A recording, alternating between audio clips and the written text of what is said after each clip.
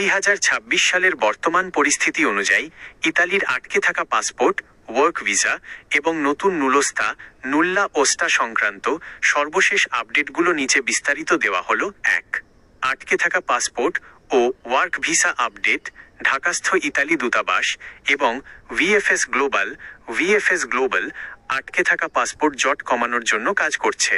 তবে কাজের ভিসার, ওয়ার্ক ভিসা, ডিক্রেটো ফ্লুসি ক্ষেত্রে কড়া স্ক্রুটিনি বা নথিপত্র যাচাই বাছাই চলছে। Online portal tracking. কাজের ভিসার জন্য যাদের নুলস্তা 22 অক্টোবর 2024 পরে ইস্যু হয়েছে তাদের জন্য ভিএফএস গ্লোবালের বিশেষ ওয়েবফর্ম পোর্টাল চালু রয়েছে।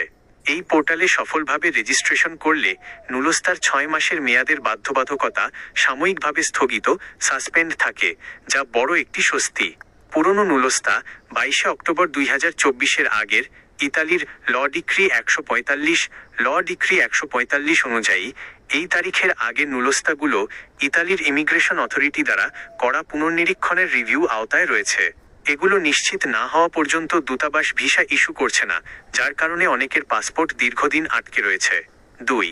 ফ্যামিলি রিইউনিয়ন ও নতুন ওয়াক ইন সুবিধা। ফ্যামিলি ভিসার জন্য অ্যাপয়েন্টমেন্ট স্লট প্রতি মাসের শেষের দিকে, যেমন 25-26 তারিখ নাগাদ, পরবর্তী মাসের জন্য ওপেন করা হয়। এছাড়া যাদের নুলস্তার মেয়াদ শেষ পর্যায়ে তাদের জন্য বিশেষ সুযোগ রয়েছে। ওয়াক ইন সুবিধা।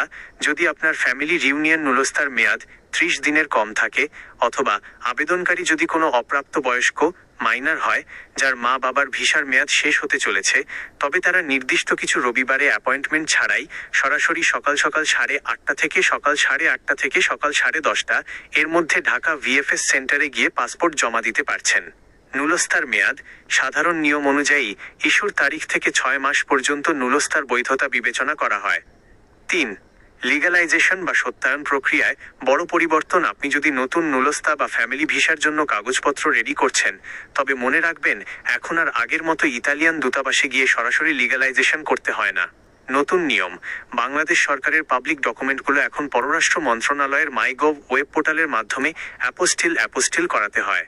অ্যাপোস্টিল করা থাকলে সেটি সরাসরি ইতালিতে গ্রহণযোগ্য হয়, আলাদা করে দূতাবাসের সত্যায়নের প্রয়োজন পড়ে না।